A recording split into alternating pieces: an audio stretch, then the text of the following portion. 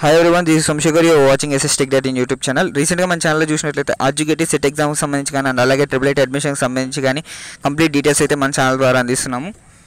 So చాలామందికి నిన్న RGKT set results అయితే రిలీజ్ అయ్యాయి కదా. సో చాలామంది ర్యాంక్స్ అయితే రిలీజ్ చేస్తారనుకున్నారు, కానీ ర్యాంక్స్ అయితే రిలీజ్ చేయలేదన్నమాట. మార్క్స్ మాత్రమే రిలీజ్ చేయడం జరిగింది. అసలు ఆర్జీకేటీ అదే ట్రిపుల్ ఐటీ అడ్మిషన్స్ ఎలా జరుగుతాయి అండ్ 0.4 వెయిటేజ్ ఎలా కలుపుతారు అండ్ కౌన్సిలింగ్ ఎప్పుడు అనే కంప్లీట్ డీటెయిల్స్ అయితే ఈ వీడియోలో మీకు ఉన్న డౌట్స్ అన్ని క్లారిఫై చేస్తాను. ఈ వీడియో అయితే కంప్లీట్గా చూడండి.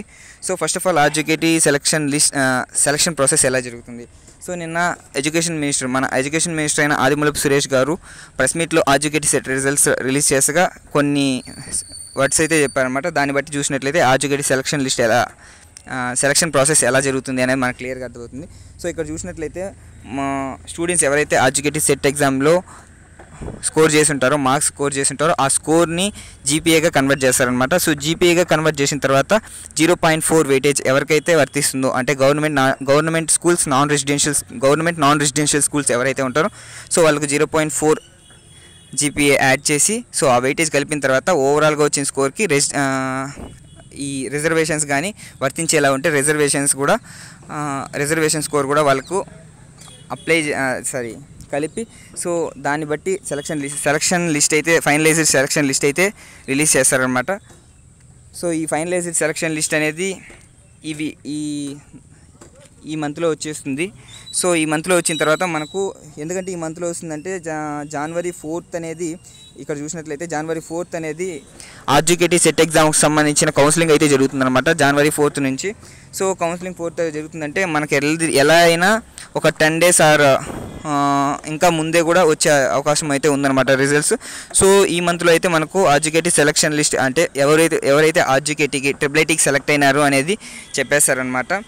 సో జనవరి 18th నెక్స్ట్ ఇయర్ జనవరి 18th నుంచి ట్రిపుల్ ఐటీ క్లాసెస్ అయితే జరుగుతాయి అనేసి మెన్షన్ చేశారు. సో ఎలాగో ఈ కోవిడ్ కూడా ఎఫెక్ట్ కూడా చాలా తగ్గుతుంది కాబట్టి సో క్లాసెస్ అయితే ఆఫ్లైన్లో ఉండొచ్చు అనేసి అనుకుంటున్నాను. సో ఇక్కడ టాపర్స్ లిస్ట్ అయితే ఇచ్చారనమాట, ఏ డిస్టిక్లో ఎంతమంది అనేసి. సో ఇవి ఏ డిస్టిక్లో ఎంతమంది ఇచ్చారు అండ్ అలాగే ఎవరెవరు టాపర్స్ అనేది కూడా ఇచ్చారు. సో ఇవన్నీ తెలిసిన మ్యాటర్ అనమాట మీకు. ఇంకోటి ఇక్కడ మెయిన్ మ్యాటర్ అయితే ఒకటి ఉందన్నమాట. సో ఈడబ్ల్యూఎస్ కోటా అనమాట. సో ఈడబ్ల్యూఎస్ కోటా అనేది ఏంటి అనేది చాలామందికి తెలియదు. సో ఈడబ్ల్యూఎస్ అంటే ఎకనామికలీ వీకర్ సెక్షన్ అనమాట. సో ఇది ఓన్లీ ఓసీస్ అనమాట. సో ఓసీస్ ఎవరైతే 8 lakhs కన్నా ఇన్కమ్ తక్కువ ఉండాలి అండ్ 5 acres కన్నా ల్యాండ్ తక్కువ ఉండాలి అండ్ ఆఫ్టర్ దట్ వాళ్ళకు 1000 square feet కన్నా తక్కువ ఉండే ఫ్లాట్స్ కానీ ఇట్లాంటివి ఉంటాయో సో వాళ్ళకు వీటికన్నా ఆస్తి ఎవరికైతే తక్కువ ఉంటుందో అండ్ అలాగే యాన్యువల్ ఇన్కమ్ ఎవరికైతే తక్కువ ఉంటుందో సో వాళ్ళకి ఈడబ్ల్యూఎస్ అయితే అప్లై అవుతుంది అనమాట. సో ఈడబ్ల్యూఎస్ సర్టిఫికేట్ అనేది మీరు ఎలాగైతే ఇన్కమ్ సర్టిఫికేట్ తెచ్చుకుంటారో అలాగే ఈడబ్ల్యూఎస్ సర్టిఫికేట్ అనేది అప్లై చేసి మండల ఆఫీస్లో అయితే తెచ్చుకోవచ్చు అనమాట. So EWS certificate only for OCs 10% reservation అయితే ఉంటుంది. సో అప్లై చేసి తెచ్చుకోండి అనమాట. ఈడబ్ల్యూఎస్ సర్టిఫికేట్ తెచ్చుకోకపోతే సో సెలక్షన్ ప్రాసెస్లో మీకు యూజ్ అయ్యే అవకాశం అయితే ఉంది. సో దానికి సంబంధించి చూసినట్లయితే ఇక్కడ 4000 సీట్లు కాకుండా 10% సీట్స్ అయితే పెంచారనమాట ఈడబ్ల్యూఎస్ కింద. సో అండ్ అలాగే ఎన్ఆర్ఐ కోటా కింద 2% సీట్లు ఉంటాయి అనేసి కూడా చెప్పారనమాట. సో ఇదండి ఆర్జీకేటీ సెలక్షన్ ప్రాసెస్ ఎలా జరుగుతుంది అండ్ అలాగే ఈడబ్ల్యూఎస్ కోటాకి సంబంధించి కానీ సో 0.5 సంబంధించి కంప్లీట్ డీటెయిల్స్ అయితే.